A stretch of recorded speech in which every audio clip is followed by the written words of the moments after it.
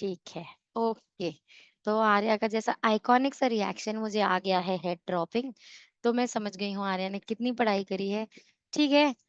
अनघा ने भी नहीं बोला मुझे याद है कुछ, तो मैं समझ पा रही हूँ कि किसको कितना याद है यहाँ पे, आज कौन कितनी पढ़ाई करके आया है।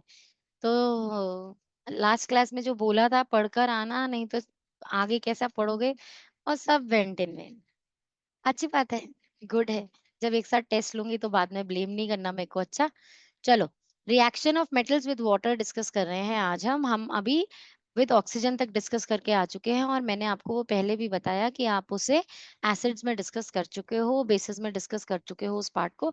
तो that was a revision of all that. और दो इंपॉर्टेंट रिएक्शन जिसे याद करने को कहा था, दैट वाज जिंक ऑक्साइड का reaction with N acid and a base, ताकि आप उसकी एम्फोटेरिक नेचर प्रूव कर सको, और वहाँ सोडियम एल्यूमिनेट सोडियम जिंकेट कैसा बना है वो शो कर सको।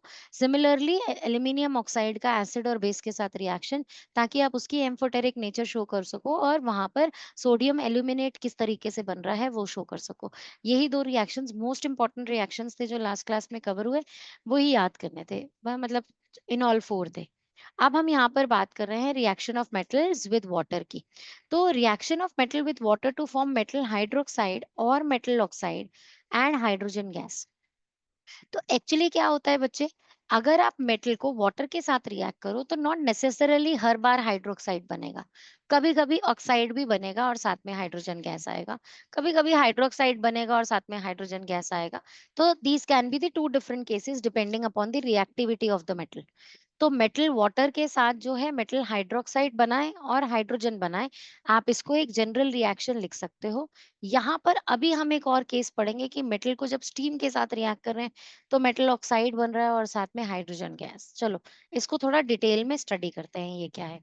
All the metals, however, do not react with water. The intensity of the reaction of metal with water depends on its chemical reactivity. जैसे ऑक्सीजन के केस में भी कितना विगरस रिएक्शन होगा ये डिपेंड कर रहा था कितना रिएक्टिव मेटल है, वैसे ही यहाँ भी कैसा रिएक्शन होगा वाटर के साथ ये भी डिपेंड करता है on how reactive the metal is. Some metals react even with cold water, some react with hot water, some react with steam, and others do not even react with steam. कुछ ऐसे हैं जो steam से भी react नहीं करते, कितना भी गर्म हो react नहीं करते।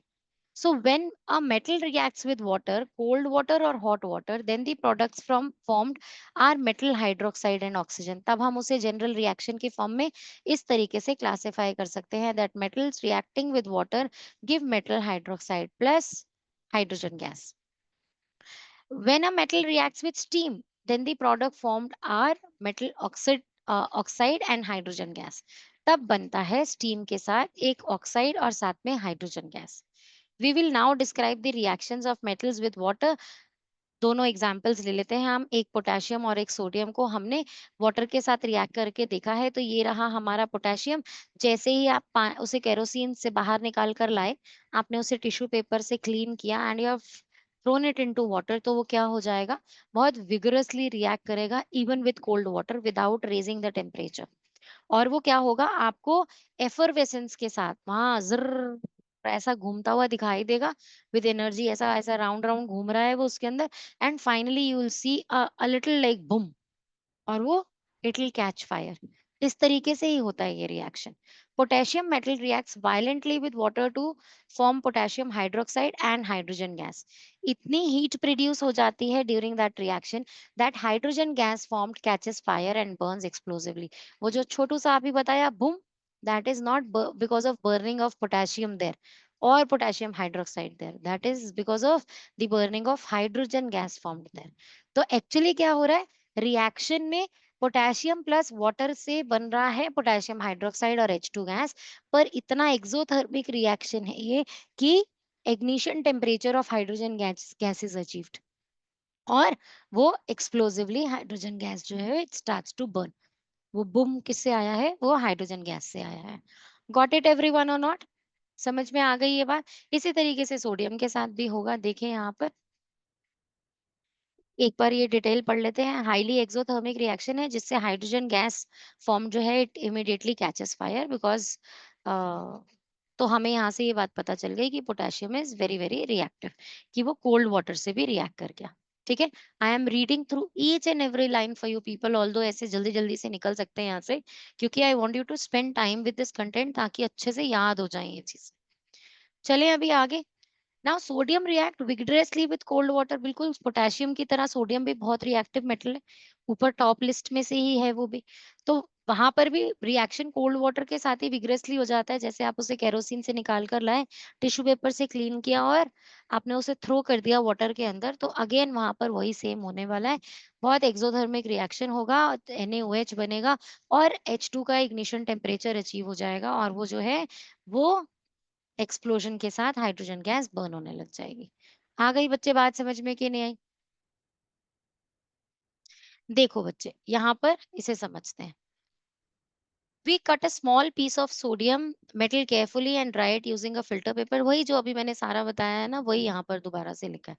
This piece of sodium metal is placed in water filled in a glass trough. आपने उसे glass trough में throw कर दिया। We will find that the piece of sodium starts moving in water, making a hissing sound. पता है आप लोगों ने छोटे बच्चों की वो मोटर बोट देखी है, जो छोटे बच्चे ऐसा चाबी भर के पानी में छोड़ देते हैं, and it starts to turn around, ज़र्र ऐसा घूमती है, बिल्कुल वैसा ही शो होता है ये।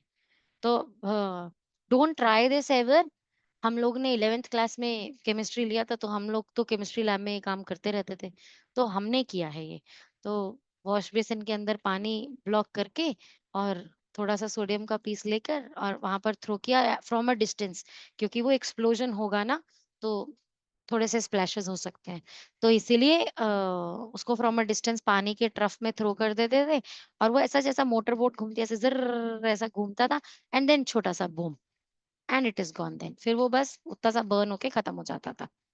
तो वही वहां पर बता रहे हैं कि ये जो मूव कर रहा है ना, ये किसकी वजह से मूव कर रहा है, मूव क्यों करने लग गया, what is causing that movement in sodium? क्या लॉजिक बताओ, बिना पढ़े, पढ़ना नहीं प्लीज, मुझे नहीं पता मैम कहीं हो सकता गैस है लिखा। निकलेगी, हाइड्रोजन निकलेगी तो मूव करना ही पड़ेगा। हाइड्रोजन निकलेगी तो क्या, हाइड्रोजन गैस निकल रही है तो वो क्यों उनके मूव गैस से करेगा? बर्न। मैम गैस उसे पुश करेगी ना आगे। Gas, like hydrogen gas water के ऊपर फ्लोट कर रही है, क्यों? वो लाइटर है ना वाटर से, तो वो उसको टॉप पे ले आई है, और वो दैट इज लाइटर, वो इसलिए ऊपर आ गया है। ठीक है, आ गई बात समझ में? तो देखो यहाँ पर इट यहाँ पर कहीं तो ये बात होनी चाहिए। A lot of heat is produced, it is catching fire, and then a little explosion. यही लिखा है ना? I think I have not missed anything. नहीं। तो it what is it making, वो जो वहां पर उसको टॉप पर ले आया है, सोडियम वाइज और not settling down to the trough, it is the hydrogen gas which it has like which has brought it to the top, और वो विगरस रिएक्शन है, वो राउंड्स ले रहा है, और देन फाइनली हाइड्रोजन गैस जो है वो इग्निशन टेम्परेचर अचीव कर जाती है। सिमिलरली देखें यहाँ पर calcium reacts with cold water to form calcium hydroxide and hydrogen gas. The heat produced in this reaction is less important, less. यहाँ पर हीट जो है वो कम है, तो यहाँ वो एक्सप्लोजन नहीं होगा बच्चे। यहाँ वो लास्ट का बूम शो नहीं आएगा, है ना? तो यहाँ पर क्या है, वो हाइड्रोजन का इग्निशन टेम्परेचर अचीव नहीं कर पाएगा, but the piece of calcium metal starts floating in water because the bubbles of hydrogen gas form during the reaction stick to its surface. Calcium जब हाइड्रोक्साइड में चेंज हो रहा है ना, तो वो हाइड्रोजन के बबल्स उसके साथ अटैच्ड हैं, क्योंकि बन रहे हैं रिएक्टर, रिएक्शन हो रहा है कैल्शियम की सरफेस पे, कैल्शियम की सरफेस पे ही वाटर से रिएक्शन हो रहा है, तो वहीं हाइड्रोजन गैस बन रही है, वही साइट है केमिकल रिएक्शन की, वहां पर हाइड्रोजन गैस बन रही है, तो हाइड्रोजन गैस वहां स्टिक है, इसीलिए calcium is floating on water. वो हाइड्रोजन की वजह से ऊपर है, लेकिन वो फायर कैच नहीं करेगा, क्योंकि हीट प्रोड्यूस्ड इज लेस। तो इसका मतलब हम यहाँ से ये कह सकते हैं calcium is less reactive than potassium and sodium. आ गई बच्चे बात समझ में कि नहीं आई? चलिए अभी आगे। Excuse me ma'am. हाँ जी बेटा। मैम मुझे वो सोडियम के एग्जांपल पर डाउट था। अगर ये हमारा पीस ऑफ मेटल है मैम, दोनों साइड से होगा हाइड्रोजन गैस, तो फिर वो राउंड कैसे होगा? अगर दोनों साइड से निकल रहा है तो उसको एक ही जगह पे आके फ्लोट करना चाहिए। दोनों साइड से नहीं होगा बेटा, उसकी सारी सरफेस जो भी वाटर के कांटेक्ट में है, सब जगह से होगा।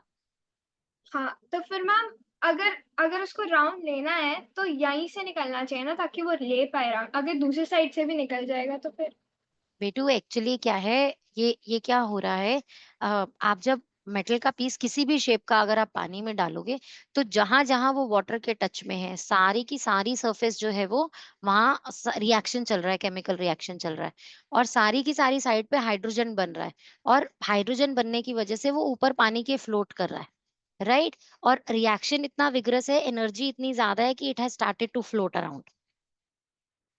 गॉट इट बच्चे और नॉट? यस।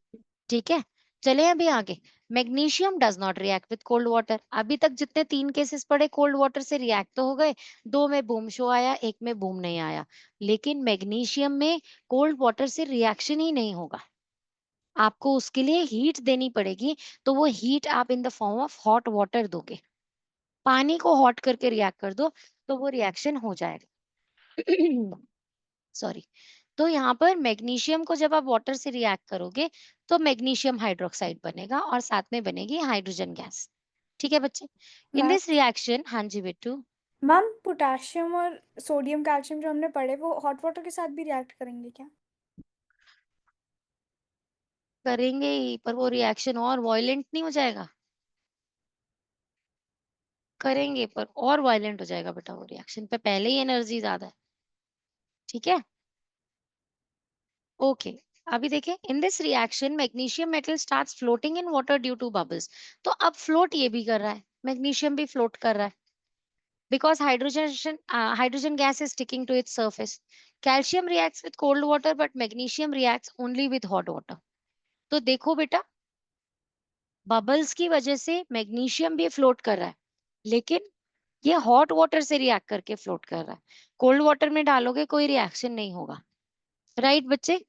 तो this shows that magnesium is less reactive than calcium. Chinmay समझ में आ रहा है बेटा कुछ? ओके। तो magnesium reacts very rapidly with steam, steam से तो बहुत ही ज्यादा रिएक्ट करेगा तेजी से। हाइड्रोजन, वाटर से, हॉट वाटर से रिएक्ट किया, हाइड्रोक्साइड बना और हाइड्रोजन गैस लिबरेट हुई। स्टीम के साथ रिएक्ट करेंगे तो हाइड्रोक्साइड नहीं बनेगा बेटा, सी द डिफरेंस है, वेरी इंपॉर्टेंट, ध्यान रखो। व्हेन दे राइट, अगर मैग्नीशियम को स्टीम से रिएक्ट कर रहे हो और आप हाइड्रोक्साइड बनाकर आए हो, कट करके 0 मार्क्स मिलेंगे। मैग्नीशियम का रिएक्शन वाटर के साथ अलग है, भले वो हॉट वाटर हो, कोल्ड वाटर के साथ तो रिएक्ट नहीं करेगा, हॉट वाटर के साथ वो हाइड्रोक्साइड बनाएगा और स्टीम के साथ वो ऑक्साइड बनाएगा, मैग्नीशियम ऑक्साइड, हाइड्रोक्साइड नहीं बनेगा स्टीम के साथ। देखिए यहाँ पर, please note that when magnesium reacts with hot water, it forms magnesium hydroxide and hydrogen, but when it reacts with steam, it forms magnesium oxide and hydrogen gas। आ गई बच्चे बात समझ में कि नहीं आई? ठीक है, दोनों रिएक्शंस जल्दी से नोट करो फटाफट से, बोलो चिन्मय बच्चे। Ma'am, so if you do take potassium or sodium to react with steam, will they वाह वाह, form oxides or hydroxides? If we happen to react them. बेटा ब्लास्ट हो जाएगा, मत करो ना, इतना ड्रास्टिक क्यों सोचना है तुम लोग? मैम लेकिन अगर हो जाए तो मैम ऑक्साइड्स और हाइड्रोक्साइड्स। बेटा वैसे ही देखो, इतना वॉयलेंट रिएक्शन है उसका कि कोल्ड वाटर से ही रिएक्ट हो रहा है, आप स्टीम से करोगे तो वो उतना ही डेंजरस होता जाएगा। मैम बट स्टैंडर्ड इक्वेशन के हिसाब से तो metal and steam should form oxide ना। मेटल एंड स्टीम शुड, तो उससे क्या रिलेशन है कि आप मैम कह रहे हो कि सोडियम का यस ऑक्साइड बनना चाहिए? मैम ऑन यस पर रिएक्शन। मैम। आप ये तो देखो, पर आप ये तो समझो कि जो हाइड्रोजन गैस बन रही है, एक तो आप ऊपर से स्टीम दे रहे हो, ऊपर से सोडियम हीट जनरेट कर रहा है, एक्सोथर्मिक रिएक्शन कर रहा है, वो हाइड्रोजन गैस क्या करेगी वहां, कितना एक्सप्लोसिव रिएक्शन हो जाएगा वो, है ना? तो इसीलिए इतना इतना क्यों सोचते हो डिस्ट्रक्टिव, तुम कंस्ट्रक्टिव भी सोच लिया करो कभी। मैम लैब में करेंगे अभी बस एंड। तबाही तबाही करने में तैयार रहते हो, बस और करके बता दो और इसके ऊपर तबाही कैसे हो सकती है। चलो मैम अगर अभी, इसको बर्नर पे लेके जला ही दिया तो क्या होगा? हाँ को बर्नर पे लेके जला ही दिया तो फिर क्या होगा? बेटा, ना तो बर्नर रहेगा, ना जलाने वाला। ठीक है, चले अभी आगे। अभी metals like aluminium, zinc and iron do not react with either with cold water और हॉट वाटर, ये तीनों एल्यूमिनियम, जिंक और आयरन ना ये कोल्ड वाटर से रिएक्ट करते हैं ना ये हॉट वाटर से रिएक्ट करते हैं, अरे दे मैम, रिएक्ट विथ स्टीम। हाँ जी बेटा मैम जी। जलाने पे कुछ थोड़ी होगा, एच तो ओ है ही नहीं। बाबा। मैम एटमॉस्फेयर में हम स्टीम कहाँ से लाएंगे, हमें एच तो चाहिए नहीं। हाँ हाँ, अभी ऐसा करना, जब 11th क्लास में जाओगे ना तब अपने लैब अटेंडेंट से अपने टीचर्स से बोलना, वो करके दिखाएंगे आपको ऐसे ऐसे रिएक्शंस। ठीक है, चले अभी आगे। अभी एल्यूमिनियम, जिंक और आयरन ये ना कोल्ड वाटर से रिएक्ट करेंगे ना हॉट वाटर से रिएक्ट करेंगे, ये रिएक्ट करेंगे सिर्फ और सिर्फ स्टीम से। ठीक है, तो इसका मतलब ये मैग्नीशियम से भी नीचे है रिएक्टिविटी सीरीज में, है ना। याद रखने हैं बेटा सारे पैटर्न्स। ओके, तो अब यहाँ पर क्या हुआ देखो, एल्यूमिनियम को लिखा वाटर ही है but in the form of steam, और बना aluminium oxide and hydrogen gas liberated. आपने कहाँ देखा है ये रिएक्शन होते हैं? आई एम श्योर सबने देखा है ये, कहाँ देखा है बताओ? रास्ते में। मैम टिफिन हम्म, टिफिन में when you pack hot food in aluminum foil। Absolutely, इसीलिए इट इज ऑलवेज एडवाइज्ड कि आप कभी भी हॉट एकदम बनी बनी चपाती, अभी बना बना खाना फॉइल पेपर में रैप नहीं करें, क्योंकि उससे स्टीम निकल रही है। और आपने फॉइल में चेंज देखा है उसके बाद क्या होता है? वो अलग सा ब्राउन कलर का हो जाता है ना फॉइल, कुछ अलग ही कलर का हो जाता है वो, चेंज आता है उसका अंदर से कलर जहां जहां वो स्टीम टच हुई होती है। तो that is actually not good for health. इसीलिए चपातीज भी बन रही हैं या कुछ बन रहा है तो उसको 2 मिनट हवा लगाने रखते हैं कि इसमें से स्टीम निकल जाए बस। हॉट रहे कोई बात नहीं, क्योंकि हॉट वेपर भी आएगा चपाती में से, या हॉट वेपर किसी भी खाने के सब्सटेंस से आएगा, उससे वो रिएक्ट करने वाला ही नहीं है हॉट वाटर से, क्योंकि वो रिएक्ट ही नहीं करता, वो रिएक्ट ही करेगा स्टीम से। तो चपाती के अंदर से अगर स्टीम निकल रही है तो उससे वो डेफिनेटली रिएक्ट कर जाएगा। तो इसीलिए नहीं, एकदम हॉट चपाती जो है वो उसके अंदर पैक नहीं कर देनी चाहिए फॉइल के अंदर। ठीक है, चले अभी आगे। ओके, नेक्स्ट देखिए, aluminium metal does not react with water under ordinary conditions because of the presence of thin but tough layer of aluminium oxide on its surface. तो एल्यूमिनियम ऑक्साइड की टफ लेयर हो जाती है उसके ऊपर, इसीलिए वो नॉर्मल कंडीशंस में रिएक्ट नहीं करता, ऑर्डिनरी कंडीशंस में रिएक्ट नहीं करता। ओके, चले अभी आगे। Next one, zinc. अभी जिंक का भी क्या होगा? ऑक्साइड बनेगा। आयरन का भी क्या होगा बेटा? ऑक्साइड बनेगा। और ये रिएक्शंस आप ऐसे ही पहले भी देख चुके हो कि नहीं? जिंक ऑक्साइड और आयरन ऑक्साइड तब भी बताया था, Fe3O4 कैसे बनता है? FeO प्लस Fe2O3 के कॉम्बिनेशन से, है ना। आयरन फेरस फेरिक ऑक्साइड दोनों का कॉम्बिनेशन है ये। ओके, अभी यहाँ पर देखिए, ये एक एक एक्सपेरिमेंटल सेटअप हमें बताया हुआ है, और ये एक्सपेरिमेंटल सेटअप्स ना बेटा एग्जाम में आते हैं, ड्रॉ एन एक्टिविटी करके एग्जाम में पूछा जा सकता है, इसीलिए इनकी प्रैक्टिस करनी होती है 10th में। तो अभी यहाँ देखो, यहाँ क्या एक्सपेरिमेंटल सेटअप बताया हुआ है हमें कि मेटल किस तरीके से स्टीम से रिएक्ट करता है। तो हमने यहाँ पर क्या किया है, ग्लास वूल लिया है soaked in water. Glass wool क्या होता है? What is glass wool?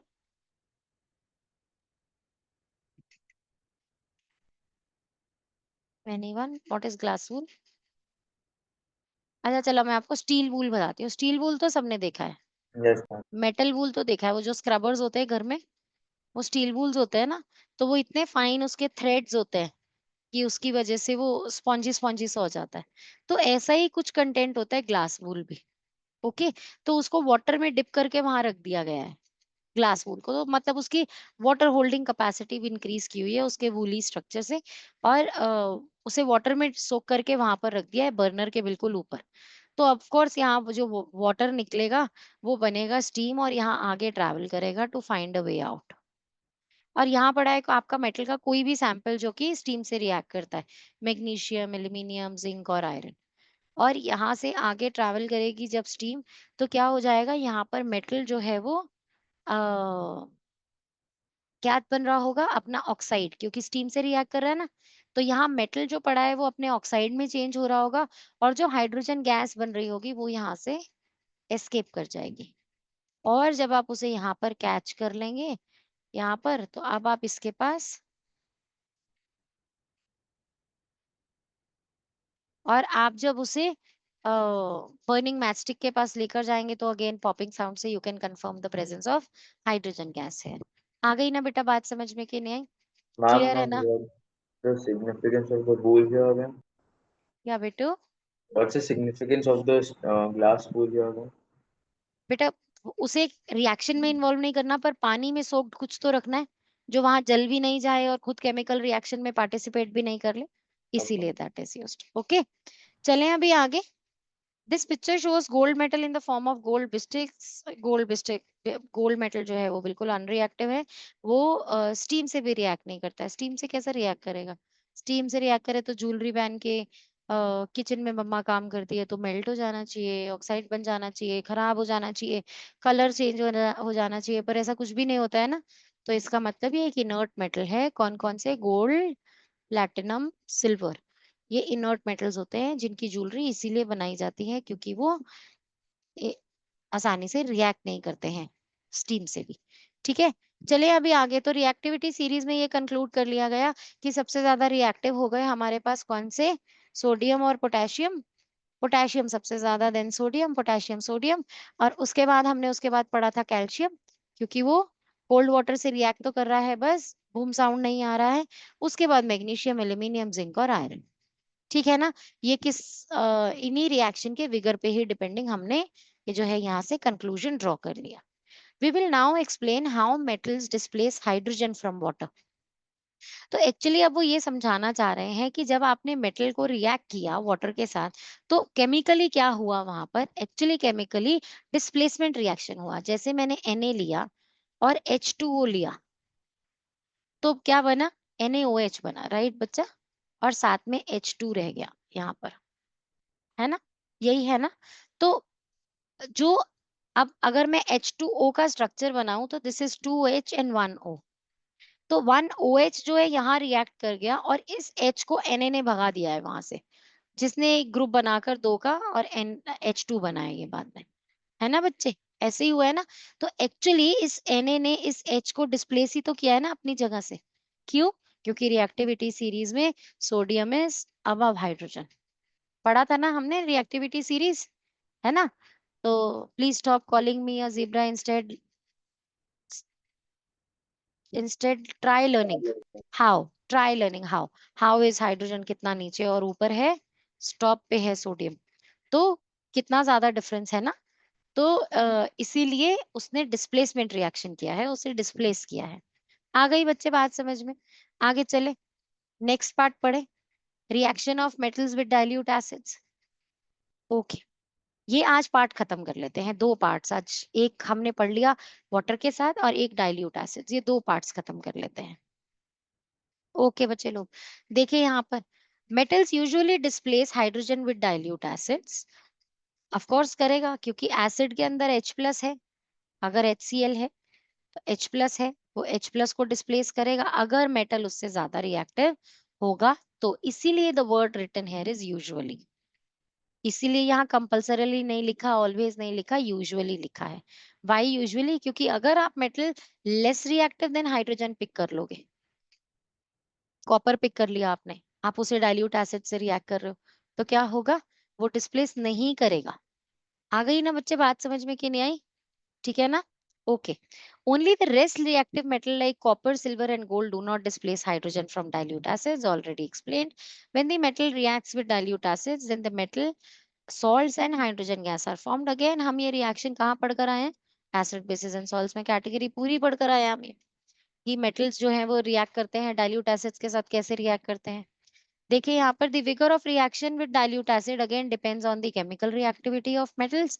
Explosively होगा, एक्सट्रीम रैपिडली होगा डाइल्यूट एसिड्स के साथ अगर मेटल्स ज्यादा रिएक्टिव होंगे, और कुछ मेटल्स जो है वो रैपिडली रिएक्ट करेंगे, कुछ मेटल्स जो है वो स्लोली रिएक्ट करेंगे या हीट करने पे रिएक्ट करेंगे, और कुछ रिएक्ट करेंगे ही नहीं। तो बड़े वेरिड काइंड ऑफ रिस्पॉन्सेज मिल जाएंगे आपको, किसी एक सिंगल चीज से नहीं डिफाइन किया जा सकता है। तो वर्ड्स कैसे यूज कर सकते हो आप अपने आंसर में? It reacts explosively, it is reacting rapidly, it is reacting only with dilute acids, या it is reacting with dilute acids when heated। तो ऐसे ऐसे अलग अलग आप डिफाइन करोगे अलग अलग मेटल्स के लिए। देखे, metal reacts with dilute acids to give metal chlorides and hydrogen gas. अगर आपने डाइल्यूट हाइड्रोक्लोरिक एसिड लिया है तो मेटल सॉल्ट्स में क्लोराइड सॉल्ट्स बन जाएंगे। मेटल क्लोराइड्स है ना, क्लोराइड सॉल्ट बनेंगे ना तब, क्योंकि हाइड्रोक्लोरिक एसिड में से क्लोरिक से क्लोराइड आ रहा है ना। ठीक है, जैसे यहाँ पर एक रिएक्शन करके देख लेते हैं, Na plus HCl gives NaCl plus H2। तो बड़ा सिंपल सा है, Na ने H को डिस्प्लेस किया है उसके कंपाउंड से और बन गया NaCl और H2 बाहर निकल गया। Got it no? क्लियर है ना? सिंपल एकदम। बोलो चिन्मय बच्चा। मैम पोटेशियम का क्या हुआ? ऐसा ही है, कर लो वो भी। K plus HCl gives, KCl plus H2 same ही है। तो दिया क्यों नहीं? पूछूंगी लखमीर सिंह से, नेक्स्ट टाइम पूछ के बताती हूँ बेटा क्यों नहीं दिया। ठीक है, चले अभी आगे। ओके, तो सेम ही होता है बेटा, दोनों के मैक्सिमम रिएक्शन सेम होते हैं। ठीक है, चले अभी आगे। मैग्नीशियम रिएक्ट्स, अच्छा चलो यहाँ पर देखो, अगर आप इसे साइंटिफिकली, अगर आप चाहते हो आपको पूरे मार्क्स मिले, तो जब आप डिफाइन कर रहे हो ना, वर्ड वायलेंटली यूज करना जरूरी है सोडियम के लिए। नहीं करोगे ना तो मैम किधर हाफ मार्क्स तो काट लेगी, है ना, क्योंकि उसको पता नहीं लग रहा कि आपको पता है कि सोडियम कितना तेज है ना। तो इसीलिए यही वर्ड डिफाइन कर रहा है कि उसकी विगर क्या है रिएक्शन की। तो ये वर्ड लिखना बहुत जरूरी है, वायलेंटली। अब देखो यहाँ पर वो वर्ड चेंज हो गया रैपिडली से। अब अगर आपने ऐसा किया, इधर लिख दिया वायलेंटली, इधर लिख दिया रैपिडली, तो टीचर ऑफ कोर्स मार्क्स काट लेगी। आप समझ रहे हो 10th में कीवर्ड्स कैसे डिसाइड किए जाते हैं। अगर आपने लिख दिया magnesium reacts quite violently with dilute hydrochloric acid, उधर ही वायलेंटली पे सर्कल हो जाएगा और हाफ मार्क्स चले जाएंगे। तो इसीलिए साइंटिफिक टर्म्स के साथ बहुत ध्यान से, ऐसा कैजुअली कोई स्टोरी कुक करके नहीं आते हैं, ध्यान से समझ के लिखना है चीजों को। तो मैग्नीशियम कैसे रिएक्ट कर रहा है? वो रैपिडली रिएक्ट कर रहा है, वायलेंटली रिएक्ट नहीं कर रहा है। ठीक है, तो यहाँ पे रैपिड रिएक्शन हो रहा है और बन रहा है क्या? अगेन वही क्लोराइड सॉल्ट ऑफ मैग्नीशियम और साथ में हाइड्रोजन गैस बनेगा। लेस विगरस है ये देन सोडियम, क्योंकि वो लेस रिएक्टिव है उससे। चले नेक्स्ट करें, एल्यूमिनियम मेटल। ये स्लोली, देखो कितने अच्छे से एक्सप्लेन्ड है। At first it react slowly, शुरू में तो स्लोली रिएक्ट करेगा। क्यों? बताओ, चलो बिना पढ़े कोई बताओ कि एट फर्स्ट स्लोली क्यों। अभी हम पढ़कर आए हैं, मैम बताओ। इसकी सरफेस स्ट्रॉन्ग सरफेस। ठीक है ना, ऊपर ऊपर जो उसके टफ प्रोटेक्टिव कोटिंग है ना, उसकी वजह से। तो due to the presence of tough protective layer of aluminium oxide on its surface. पहले स्लोली इसलिए क्योंकि उसकी सरफेस पे ऑक्साइड की एक लेयर आ चुकी है, बट जब वो चली गई, जब वो आउटर ऑक्साइड लेयर जो है वो डिसॉल्व हो गई एसिड में, फिर उसके बाद जो अंदर फ्रेश एल्यूमिनियम मेटल आ गया है, दैट रिएक्ट्स रैपिडली। मैं आपको बहुत अच्छे से टाइम दे रही हूँ टू अब्सॉर्ब दीज कीवर्ड्स। अगर आंसर्स में मिले नहीं ना, फिर मैं तुम्हारी पिटाई कर दूंगी सच में।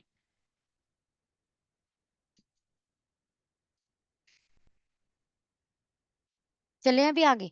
मैंने कहा बेटा तू कोई नोट्स ले रही है बच्चे के, किधर मूवी देखने तो नहीं बैठ गई कहीं? नोटबुक दिखा दे चल जल्दी से फिर। बंद है ये तो, ओपन है। अच्छा चल ठीक है। ये मेरे साथ दम शरारजी खेलती रहती है, बस ऐसे और ऐसे, है ना। चले अभी आगे।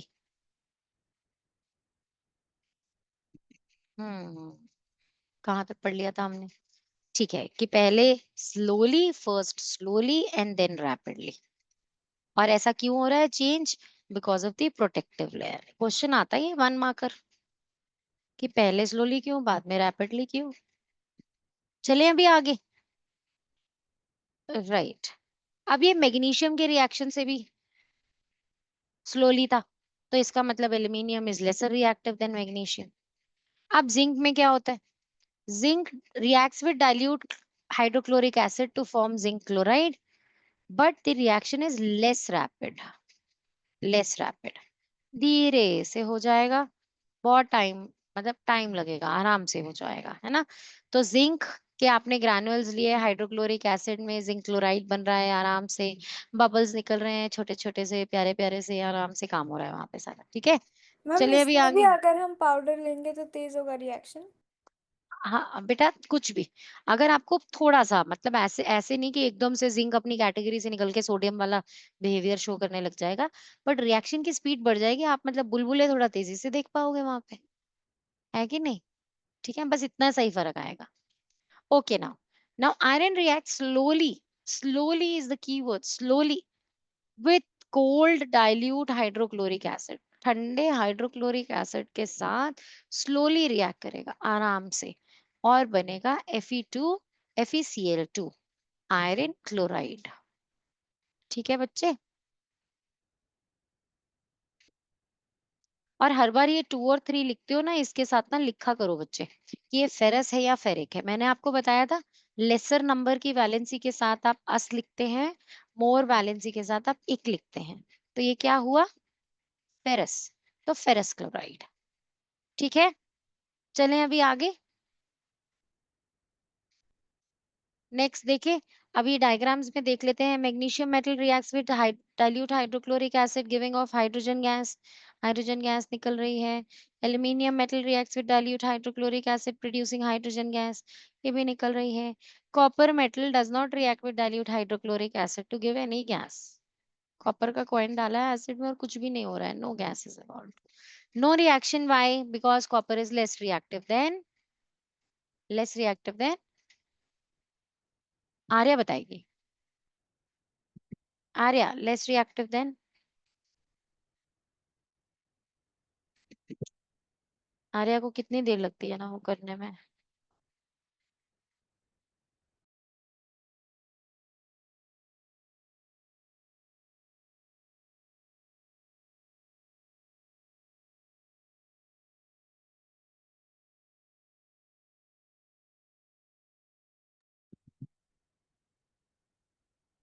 आर्या ने अभी तक भी स्टेटमेंट कंप्लीट नहीं किया। Arya, good morning. आर्या, वो मुझे इग्नोर कर रही है क्या? फिर आंसर क्यों नहीं दे रही?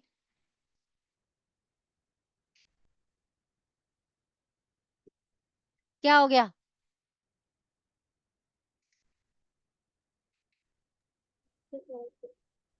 हाँ, आंसर नहीं। आंसर नहीं पता। हम्म, तो रिकॉर्डिंग्स देख रही है बिट्टू दोबारा दोबारा से?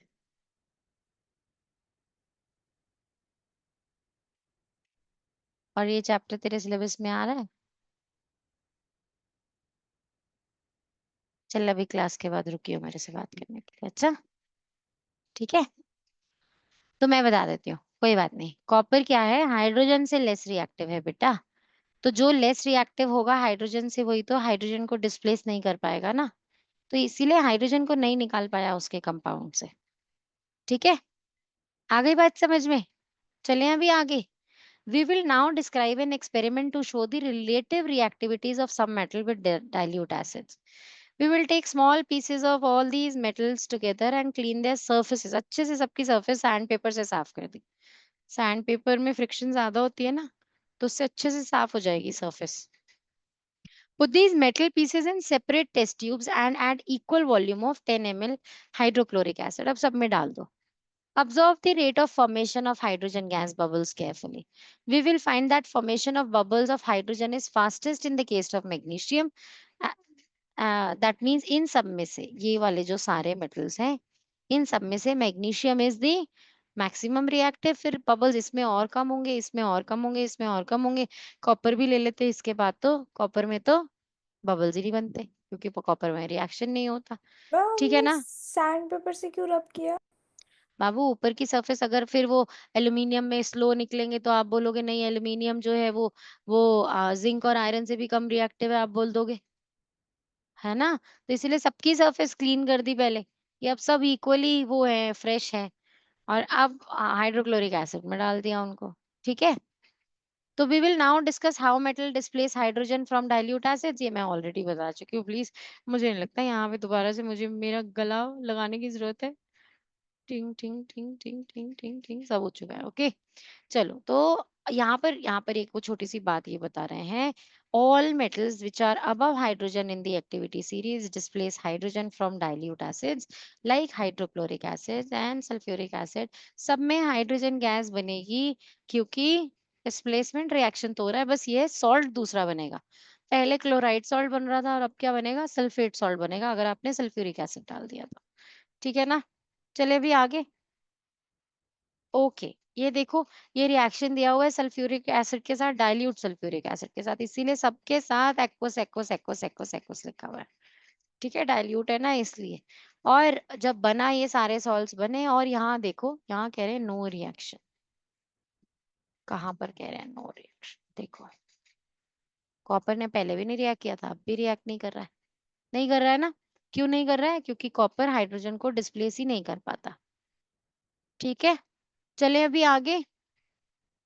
Very important, very very very very very important, इसको ध्यान से पढ़ना है। ये पैराग्राफ अब जो आ रहा है, इस पे क्वेश्चन आया भी था लास्ट ईयर। ठीक है, तो ध्यान से सुनो और समझो। We will now discuss the reaction of metal with nitric acid, जैसे सल्फ्यूरिक एसिड।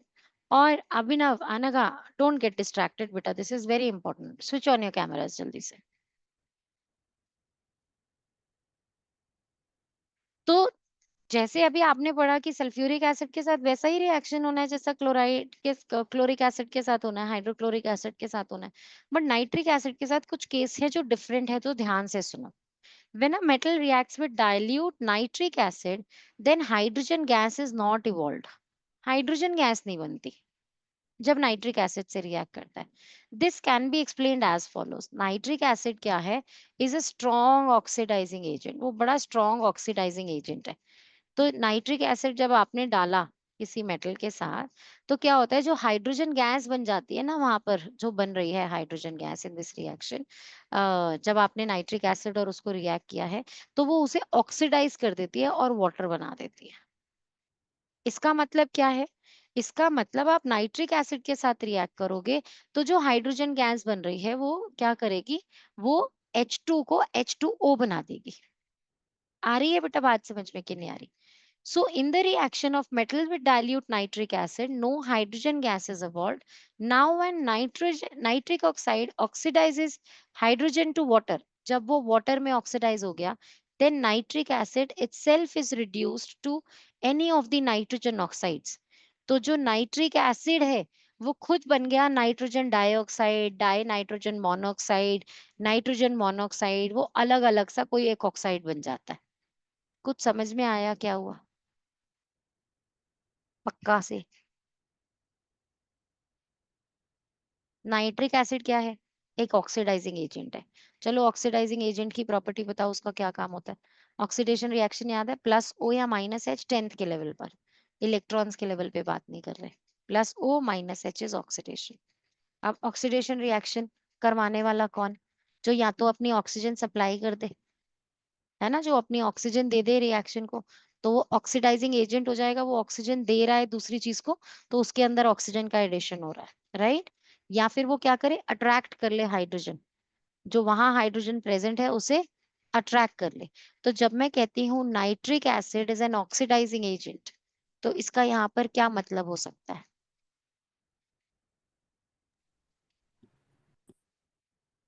वो अपना ऑक्सीजन दे रहा होगा या एच अट्रैक्ट कर रहा होगा?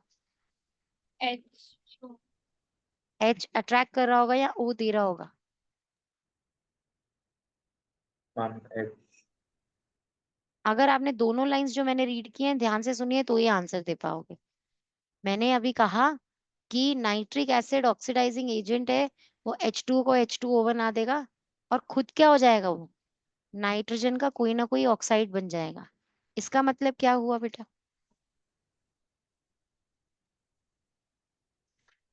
नाइट्रिक एसिड खुद HNO3 क्या बन गया, वो सिर्फ NO2, NO3, N2O कुछ ये रह गया। तो जो उसका H है उसने क्या किया, उधर से अट्रैक्ट किया है कुछ। आ रही है बेटा बात समझ में कि नहीं आ रही? नहीं आई बात समझ में?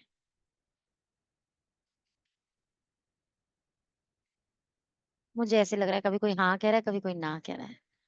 ऐसा मिक्स्ड सा रिएक्शन आ रहा है, किसी को ऐसा लग रहा है कि नहीं नहीं आ गया समझ में, फिर लग रहा है नहीं नहीं कंफ्यूज है अभी भी, नहीं आया समझ में। देखो बेटा सुनो मेरी बात, नाइट्रिक एसिड है HNO3। अब HNO3 ने क्या करना है, दो काम करने हैं, इस पैराग्राफ को ध्यान से पढ़ो कि it is a strong oxidising agent. तो उसने क्या करना है, उसने हाइड्रोजन को वाटर में चेंज कर देना है, हाइड्रोजन गैस जो बन रही थी उसको वाटर में चेंज कर देना है, ठीक है। और साथ में वो नाइट्रिक एसिड का खुद क्या हो जाएगा, वो जो नाइट्रिक एसिड है, ये रहा nitric acid itself is reduce to any of the oxides, वो खुद अपने आप से NO2 N2O कुछ बन जाएगा। आ रही है बेटा बात समझ में कि नहीं आ रही? तो चलो मैं आपको ये रिएक्शन नीचे दिखाती हूँ कहाँ हो रहा है।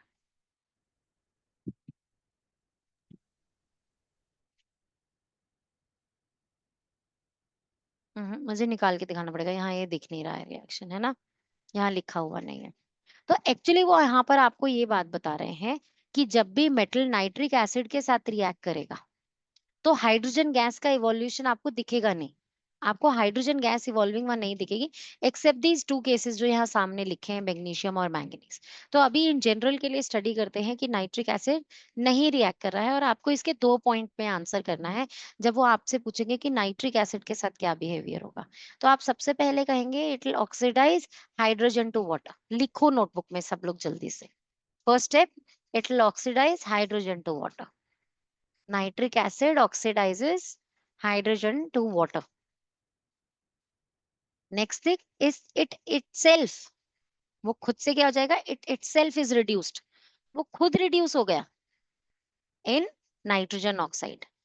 अब वो नाइट्रोजन का कोई भी ऑक्साइड हो सकता है डिपेंडिंग अपॉन डिफरेंट थिंग्स, तो वो खुद रिड्यूस हो रहा है, वो खुद रिड्यूस हो रहा है, राइट और नॉट, है ना बच्चे? आ गई बात समझ में सबको कि नहीं आई? तो वो खुद रिड्यूस हो रहा है और इसीलिए वो उसको ऑक्सीडाइज कर रहा है और उधर H2O क्रिएट कर रहा है। आ गई बात समझ में कि नहीं आई? 2 पॉइंट का आंसर है, समझ में आया सबको कि नहीं आया? उसने सामने वाले को ऑक्सीडाइज किया, H2 को H2O बनाया और खुद रिड्यूस हो गया, NO2 N2O वो कोई भी बन सकता है, कोई एक नाइट्रोजन ऑक्साइड बन गया, ठीक है। आ गई बात समझ में? 2 पॉइंट्स लिख लिए, पक्के से क्वेश्चन दूंगी इसमें टेस्ट में। पर यहाँ पर मैम देखो, यहाँ पर मैम HNO3 ने एक ऑक्सीजन उधर दे दिया है ना, और तो फिर मैम जिसके इसके पास जो H है उसका क्या? तो अच्छा, अरे अब वही तो समझा रही हूँ अद्विका, रिडक्शन क्या होता है बेटा, ऑक्सीडेशन, वो -H था, यस है ना, ऑक्सीडेशन क्या था, ऑक्सीडेशन था +O -H, है यस ना, और यहाँ पे क्या था, रिडक्शन क्या था, -O प्लस -O +H। तो यहाँ पर क्या हो रहा है, वो माइनस हो रहा है यस मैम और वो रिड्यूस हो गया, मतलब वो जो H जो है वो भी उस H2O के साथ ब्लेंड हो रहा है। आ गई बात समझ में कि नहीं? तो यस एक्चुअली क्या है, दो साइमल्टेनियस रिएक्शन चल रहे हैं वहां पर, कि वो पूरा स्प्लिट हो रहा है और खुद वो NO2 N2O रह जाएगा और साथ में वो जो है वो H को ऑक्सीजन सप्लाई करके वो उसे वाटर भी बना देगा। गॉट इट यस बच्चे और नॉट? आ गई सबको समझ में? जिन्हें ऐसे लग रहा है कि थोड़ा कॉम्प्लिकेटेड है, कि पता नहीं क्या कहाँ से कहाँ मूव कर रहा है, तो वो सिर्फ 2 पॉइंट आंसर याद कर लो। क्या 2 पॉइंट आंसर है? कि वो उसने ऑक्सीडाइज करना है वाटर को, H2 को इनटू वाटर, सेकंड उसने खुद रिड्यूस हो जाना है, खुद रिड्यूस हो जाना है इनटू नाइट्रोजन ऑक्साइड। आ गई बच्चे बात समझ में कि नहीं आई? ठीक है, चले अभी आगे। Okay, now very dilute nitric acid, however very dilute nitric acid however reacts with magnesium and manganese metal to evolve hydrogen gas. This is because very dilute is a weak oxidizing agent, तो वो water नहीं बना पाता, इसीलिए H2 gas दिख जाती है बनते हुए। तो जब आपने वेरी डाइल्यूट यूज कर दिया इनके साथ, तो फिर आपको H2 गैस दिख जाएगी इन केसेस के साथ, क्योंकि ना तो रिएक्शन में इतना विगर होगा कि वो स्प्लिट हो सके, और वो देखो फिर वो NO3 के सॉल्ट्स, नाइट्रेट सॉल्ट्स भी बनते दिख रहे हैं। आ रही है बेटा बात समझ में कि नहीं आ रही? क्लियर है? चलें अभी आगे। नेक्स्ट हमें पढ़ना है, अभी मैं इसके ऊपर आपको एक ना रिएक्शन दिखाती भी हूँ अभी। कि क्या हो रहा है। एक्वारेगिया, एक्वारेगिया क्या है? नाइट्रिक एसिड और हाइड्रोक्लोरिक एसिड का 1:3 का रेशो का मिक्सचर है ये।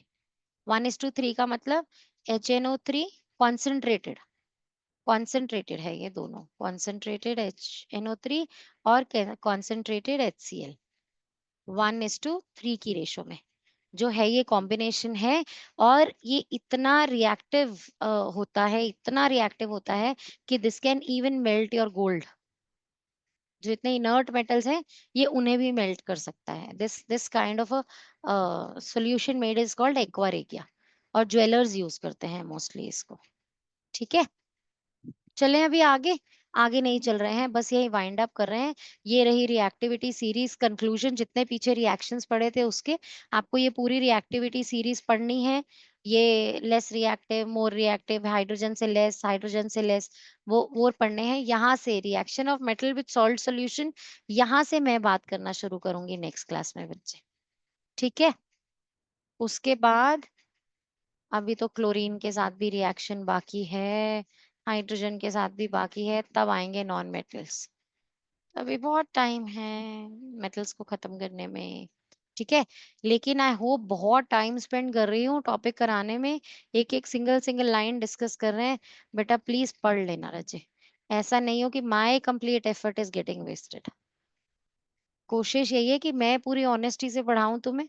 अब आप लोग ऑनेस्टी से पढ़ाई नहीं करोगे तो रिजल्ट नहीं आएगा बच्चे, है ना? तो पढ़ाई करो। जो नहीं कर पा रहे, जिन्हें नहीं समझ में आ रहा, वीडियोस देखो दोबारा, वीडियो गैलरी के पास जाओ, दोबारा रिविजन्स करो और मार्क्स लाओ, नंबर लाओ। गो गेट इट। ओके, चलो बाय बाय बच्चा लोग। Those 100 is. Ma'am, I had one last doubt I didn't get cleared. Yes Chinmay बच्चे। Ma'am, I had one last doubt. So in the reaction between nitric acid and any other metal, ma'am, so it's first losing oxygen because it अच्छा oxidize. मैं तुझे दिखा देती हूँ, रुक जा रुक जा। Ma'am, Sunday test का syllabus क्या है? संडे टेस्ट का सिलेबस क्या है? अभी आज क्या डे है? सैटरडे। सैटरडे तक तो मैं मेटल्स कंप्लीट कर दूंगी।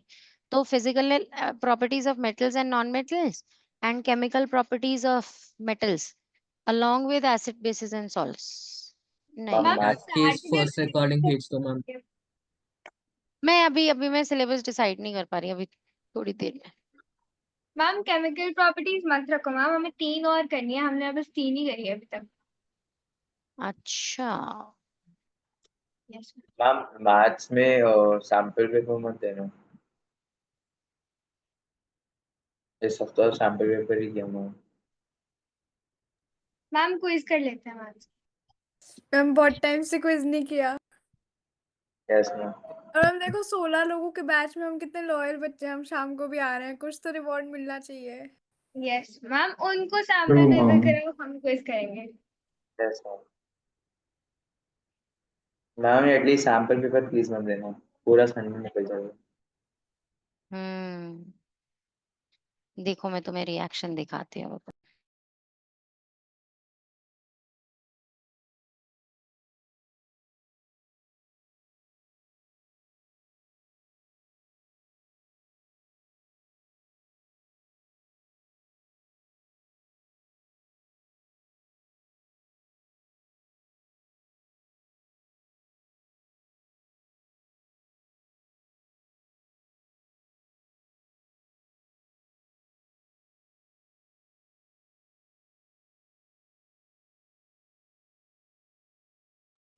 राइट बच्चे, देखो चैट बॉक्स में रिएक्शन आ रहा है। और अब देखो, अब तुम्हारी कंफ्यूजन भी सॉर्ट हो जाएगी। क्या किया नाइट्रिक एसिड ने? वो खुद से HNO3 से NO हो गया, एक O उसने H2 को दे दिया, H2O हो गया, और नाइट्रेट सॉल्ट भी बन गया। सॉल्ट तो बन रहा है, पर रिएक्शन की बात यहाँ पर पढ़ाई इसीलिए की गई है कि यहाँ पर H2 का इवोल्यूशन आपको नहीं दिखेगा। आ रही है बेटा बात समझ में कि नहीं आ रही? आ गई है ना सबको बात समझ में, है ना? ये रिएक्शन आप समझ में आ गया चिन्मय क्या हो गया, किसने किसको क्या कर दिया? Ma'am, just one last thing. Ma'am, so hmm it's giving oxygen to hydrogen as well, but it's also providing the hydrogen to the water. नहीं, ऐसे नहीं समझ, ऐसे समझ। अभी ये बैलेंस नहीं है केमिकल रिएक्शन, इसे बैलेंसिंग करना, होमवर्क बैलेंसिंग करके लाना है इसकी। Yes, okay, ma'am. तो HNO3 है, वो खुद उसने पहले तो ऑक्सीजन सप्लाई किया H2 को, तो Yes, वो क्या ma'am. हो जाएगा, वो H2O हो गया। Yes, उसके ma'am. बाद वो खुद भी डिसोशिएट हो गया, रिड्यूस हो गया। तो रिडक्शन रिएक्शन क्या है? Reduction is, Ma'am, loss of oxygen, addition of hydrogen. तो यहाँ पर क्या हुआ, उसने अपना एक ऑक्सीजन दिया था, रिड्यूस हो गया, तो वो NO हो गया, और साथ में वो स्प्लिट हुआ, तो उसने NO3 जो पार्टिकल्स है वो, मतलब उसके उसके स्प्लिट से NO3 जो पार्टिकल नाइट्रेट सॉल्ट्स ने एल्यूमिनियम भी बनाया, वो खुद भी स्प्लिट हुआ, वो खुद रिड्यूस होकर NO भी बना, और उसने ऑक्सीडाइज भी किया सामने H2 को। तो बहुत कुछ चल रहा है, ठीक है। It's a multi-step हाँ, तो steps.